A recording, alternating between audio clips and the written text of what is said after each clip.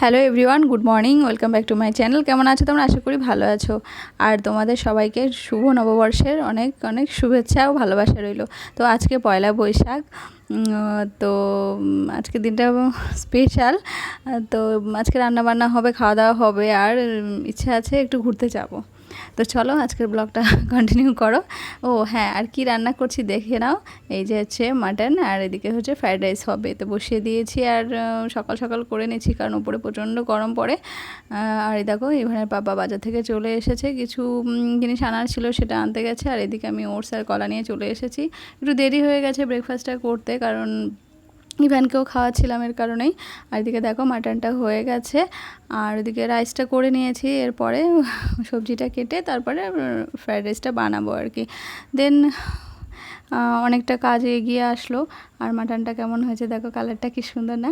তো আজকে আলু দিইনি, আর ফ্রাইড রাইসের সঙ্গে আলু একটুও ভালো লাগে না, সেই জন্য আমি আলু দিইনি। আর আমি আলু মাংসে বেশি একটা পছন্দ করি না, সেই জন্য দিইনি। আর ভাবলাম যে আজকে এরকমই করি, দেখি কেমন লাগে।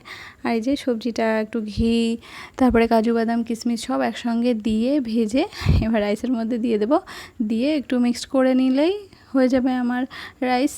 তো এদিকে মানে যে রাইসটা ছিল সেটা আমি লবণ দিয়ে আর গরম মশলা দিয়ে সিদ্ধ করে নিয়েছি, সেই জন্য আর লবণটা আর দিতে হবে না। আর সেই জন্য শুধু এইটা মানে সবজিটা দিলেই আর কি হয়ে যাবে আর কি।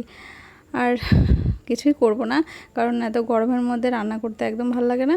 আর ইভান তো ভীষণ দুষ্টুমি করেছে আজকে, আর কি আর করব, তো রান্না তো করতেই হবে। আর ইভানের বাবা খেতে চেয়েছে, যেহেতু ভাবলাম যে আজকে মানে প্লেন রাইস করব, আর হচ্ছে শুক্তো কিছু করবো, আর মাংস করব। কিন্তু ওর পাপাও রাইসটা ভীষণ পছন্দ করে, তো সেই জন্য ফ্রাইড রাইসটা করতে হলো। এই যে হয়ে গেছে আমার পুরো কমপ্লিট। আর যখন খাবো তখনই বেড়ে ফেলবো। এই যে বেড়ে নিয়েছি, এই যে মাটনটা। আর মাটন আর বাটিতে ঢালিনি, ওকে বেড়ে দেবো আর কি। আর ভাত বাড়তে সঙ্গে সঙ্গে ইভানের খুব পছন্দ হয়েছে, তো ও খেতে শুরু করে দিয়েছে। তো যাই হোক, রাইসটা করার মানে সার্থক হয়েছে। আমার ছেলে খেয়েছে, এটাই অনেক বেশি। ও এমনি খুব একটা কিছু খেতে চায় না। এই যে দেখো কেমন লাগছে দেখতে। আর একটু পেঁয়াজ ব্রেস্তা করে ওপর দিয়ে ছড়িয়ে দিয়েছি। আর এবার যাচ্ছি আমি স্নান করতে। চলে এসেছি স্নান করে, এবারে যাব খেতে। আর ইভানের পাপা তার আগে খিদে পেয়েছে খুব, বসে পড়েছে খেতে। আর ওর ইভানও একটু একটু করে খেতে শুরু করে দিয়েছে। তো ভাবলাম চলো যাই এখন খেয়ে নিই। তো খাওয়া দাওয়া করেছি। খাওয়া দাওয়া করার পরে ইভানকে নিয়ে শুয়েছি। মানে ওর সঙ্গে ঘুমাতে ঘুমাতে মানে প্রায় 7টা বেজে গেছে, অনেক দেরি হয়ে গেছে। আর ইভানের পাপা বললো তো চলো, আজকে আর বেরোনো হয়নি, রাত হয়ে গেছে। আমি ভাবলাম না, আজ আর যাবো না, রান্না করতে দেরি হয়ে গেছে। পাপা বললো না চলো একটু ঘুরে আসি, ভালো লাগবে আর কি। তারপরে আসলাম হচ্ছে আমাদের বাজারে। তো ওকে এই আইসক্রিমটা দিয়েছিলাম, কিন্তু ও খায়নি, তো সেই জন্য আমি খেয়ে নিয়েছি। এই যে চললাম ঘুরতে। তো গরমের মধ্যে বাইকে ঘুরতে বেশ ভালোই লাগে। আমার গাড়ির থেকে আমার বাইকে ঘুরতে বেশি ভালো লাগে আর কি। যাই হোক, পুরো হাওয়াটা গায়ে লাগে, বেশ মজাই লাগে। তো দেন চলে এসেছি এই যে আমাদের আলাইপুরের বিখ্যাত দই খেতে। তো দুঃখের বিষয় একটাই যে সেদিন দইটা সবে মাত্র বসিয়েছে, কারণ এখনও জমাট বাঁধেনি, সেই জন্য দই খাওয়া হয়নি। তো আমি মিষ্টি খেয়েছিলাম, আর ইভানের বাবাও মিষ্টি খেয়েছে, আর ইভানকে লাড্ডু কিনে দেওয়া হয়েছে। এই হচ্ছে।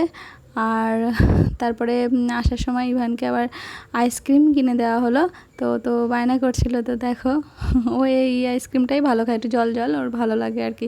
কিন্তু এগুলো বেশি ঠান্ডা লেগে যায়, কিন্তু কি করা যাবে, ও তো ওটা খায়নি, সেই জন্য আবার এটা কিনে দিতে হলো। তো খুব আনন্দ করে করে খাচ্ছে আর কি। দেন আমরা এবার এখান থেকে বেরিয়ে যাব। হয়ে গেছে আমাদের খাওয়া দাওয়া কমপ্লিট। ওখানে আবার একটু ছবি টবি তুললাম। এসব মুহূর্তগুলো তো আর পাওয়া যাবে না, সেই জন্য সব কিছুই ক্যাপচার করে রাখতে চাই আমি। তো এইসব দেখো মানে কত, মানে কি বলবো, আর এগুলো কোনো ভাষাই নেই বলার মতো। তো দেখতেই পাচ্ছ তোমরা। ওর পাপাকে খাইয়ে দিচ্ছে, তারপরে আবার আমাকে খাইয়ে দিল, আর ও নিজে খাচ্ছে। তো এই ছোটোবেলাটা আর ফিরে আসবে না, আমাদের মনেই শুধু থেকে যাবে যে ও এরকম ছিল ওরকম ছিল। যাই হোক, এখন তো ভিডিওর যুগ, তাও ভিডিও করে রাখলাম, সারা ও বড় হলে আর কি দেখাতে পারবো। তো চলো, এই যে বাড়ি চলে এসেছি।